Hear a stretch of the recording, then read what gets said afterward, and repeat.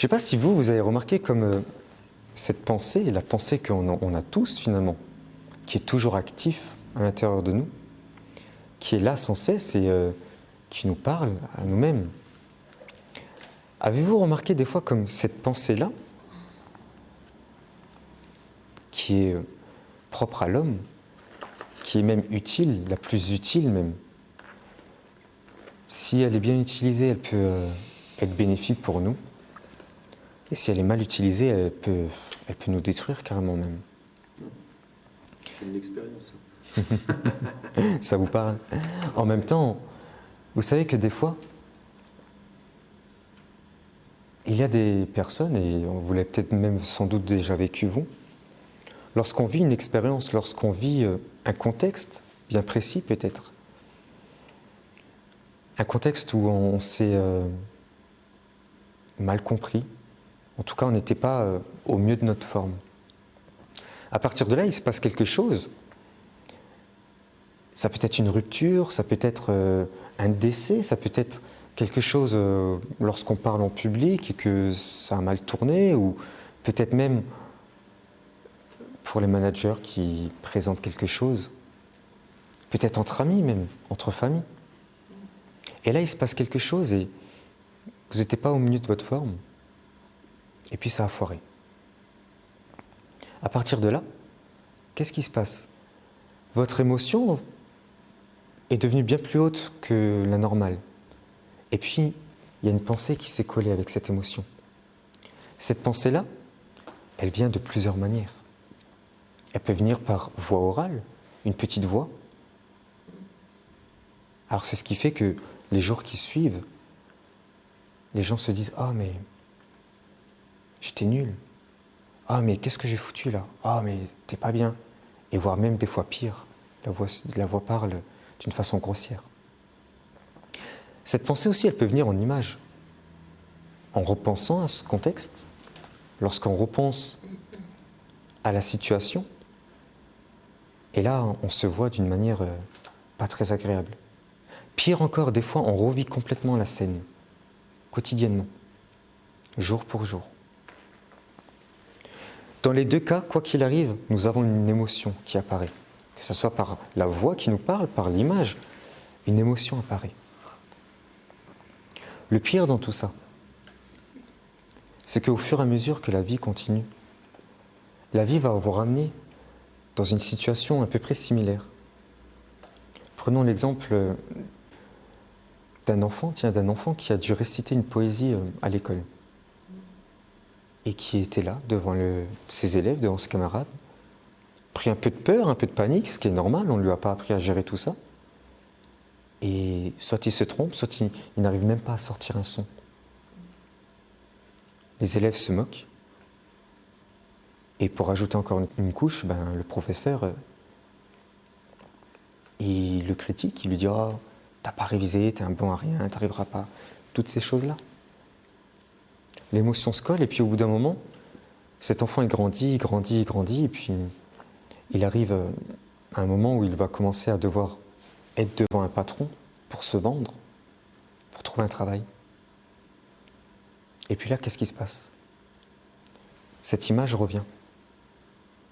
Il est là assis devant cette personnalité, il est là en train de l'écouter, puis en train de dialoguer avec, et il n'est pas vraiment là finalement.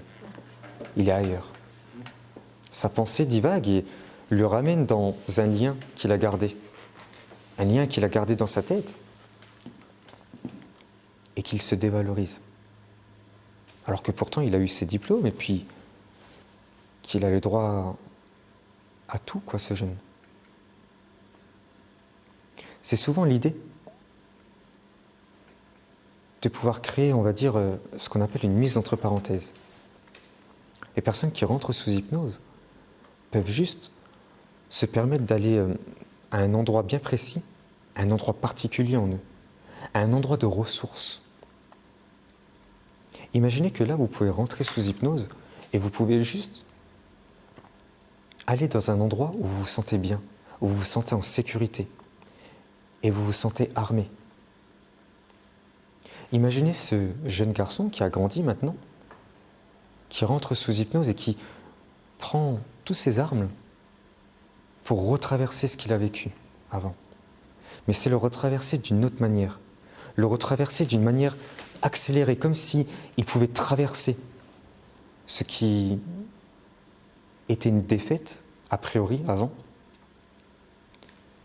mais qui peut le traverser d'une autre manière, d'une manière un peu plus forte, d'une manière un peu plus sûre de lui, vu qu'il a mûri, vu qu'il a appris des choses, vu qu'il sait maintenant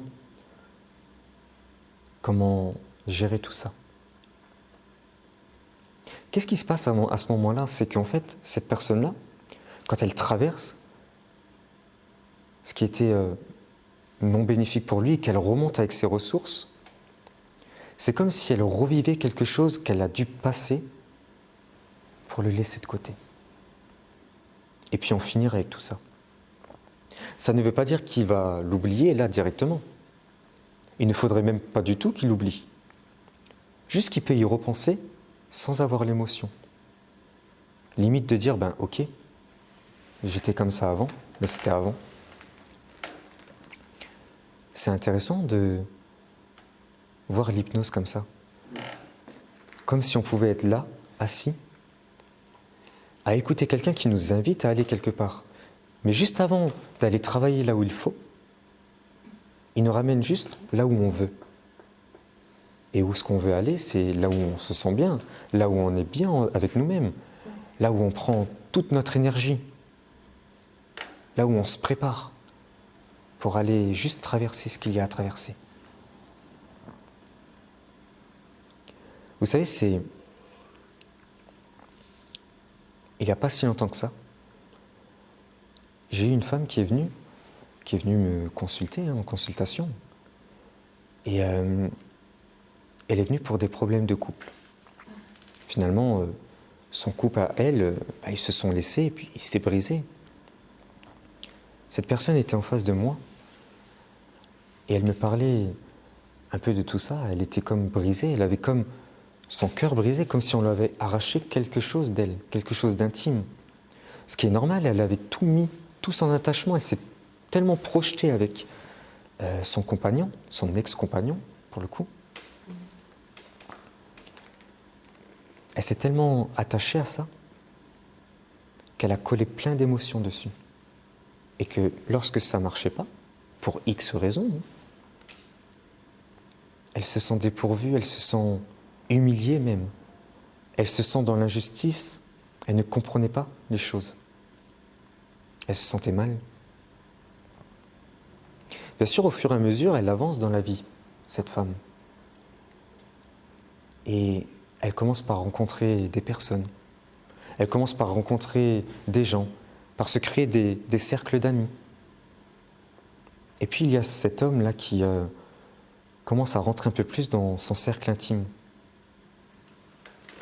Elle commence à le voir, parler ensemble et tout. Et là, il se passe quelque chose. Et c'est tout l'objet de la demande qu'elle avait au niveau de la consultation. C'est qu'elle ne se sentait pas très bien. C'était comme s'il y avait une pensée qui venait, qui lui disait, ben non, tu n'as pas eu le droit. Tu n'as pas eu le droit, tu n'es pas capable. Tu n'as pas su. Tu n'as pas su garder avant. Là, c'est pas pour toi, tu n'es pas parfaite finalement, tu n'es pas bien pour. C'est intéressant d'avoir toute cette notion-là qui revient comme ça. Qu'est-ce qui fait que ça revient? C'est comme ce petit bébé. Vous savez, on a tous été bébés. Hein. On a tous commencé à vivre, à marcher à quatre pattes, puis à essayer de se redresser, à tomber, à chuter, à continuer, jusque quand on a tenu l'équilibre au niveau des deux pieds, puis on a commencé à marcher, un pas, deux pas, trois pas, on a commencé à courir, et on a oublié. On a oublié comment on marchait à quatre pattes. Ce bébé, il commence à grandir aussi. Il commence à apprendre à écrire, à découvrir la main, à découvrir comment contrôler tous ses mouvements, à ne pas dépasser les lignes. puis il apprend l'alphabet, puis il apprend à condenser tout ça, et il oublie. Il a oublié comment il a appris tout ça. Il grandit encore, ce bébé. Et puis il va oublier plein de choses. Comme la première fois où il a réussi à éplucher une mandarine tout seul. Nous oublions constamment les choses. Quand on le veut, quand on sait travailler avec. J'ai une personne qui est venue pour une demande de procrastination. Elle procrastinait énormément. Elle est venue et elle commence à me parler et là je dis stop, non, arrêtez. Et je dis c'est bon. Elle ne comprenait pas, je dis mais moi j'ai eu peur que vous ne veniez pas. Vous me dites que vous venez pour de la procrastination, mais si vous êtes déjà là, c'est déjà que c'est passé. Parce que moi je pensais que vous allez reporter. Procrastiner, c'est reporter toujours les choses. Non, vous êtes là, donc c'est passé. C'est bon, c'est fini. Qu'est-ce que vous voulez à la place? Où on peut réorienter la conscience, où on peut la mettre là où vous pouvez, où vous voulez vous. Et si vos problèmes étaient juste mis entre parenthèses et passer les choses, et que là vous avez la capacité juste de réorienter, d'aller là où vous voulez. Cette personne-là a été très bénéfique pour elle, cette séance. Elle a pu trouver en elle une opportunité, bien elle. Elle a pu trouver en elle quelque chose qui lui tenait tellement à cœur. Si bien que des mois plus tard, pratiquement presque 6 mois plus tard, elle m'a recontacté. Elle m'a invité chez elle, à un endroit bien précis. Et elle m'a montré quel genre d'association elle faisait, quel genre de mouvement elle a créé. Pour le coup, elle était pile poil à l'heure. Pour le coup, elle avait le grand sourire. Pour le coup, elle avançait dans ce qui lui plaisait. Le plus bizarre dans cette association-là, c'est qu'il y avait des enfants de 18 ans. Et ces enfants-là, c'est fou comme ils ont oublié la manière dont ils étaient à 12, 13, 14 ans. Vous savez, quand on a 18 ans, on a cette façon de croquer la vie comme ça, de pouvoir voir comment on s'identifie. On pense au permis, on pense à la liberté, et on oublie constamment, directement, toute la période de 12, 14, 15 ans où nous sommes au service de nos parents. En tout cas, que c'est les parents qui ont l'autorité sur nous. C'est fou comme cet enfant-là de 18 ans a oublié aussi tout ça. Parce qu'il pensait juste à ce qui était là devant lui. Et cette cliente, qui est venue pour problème de couple, qui a pu réorienter sa vie. Elle a pu vivre d'autres expériences. Elle a pu vivre d'autres échecs aussi. Mais le plus beau dans tout ça, c'est qu'elle a appris. Elle a appris comment prendre soin d'elle, elle a appris comment l'expérience pouvait aller un peu plus loin. Elle a appris comment juste, en se relâchant comme ça, en pensant à elle, en respirant, elle pouvait juste se laisser aller un peu plus loin et pouvoir vivre quelque chose de magique, une autre histoire. En même temps, je pense que l'hypnose, ça peut être une définition comme ça. Et si l'hypnose était simplement un leurre? Alors, je ne suis pas en train de dire que ce n'est qu'un leurre ou ce n'est pas un leurre, ni même de la manière dont vous pouvez, vous, le conscientiser, cela. Mais si ça serait juste un leurre, comme une lumière qui tape sur un miroir et qui fait reflet comme ça, et que lorsque vous pouvez rentrer dedans, dans cet état-là, vous pouvez juste remarquer que vos problèmes sont que des leurres, des choses que vous imaginez par vous-même et que vous pouvez juste les mettre de côté. Dire ok, ça c'est ce que je croyais.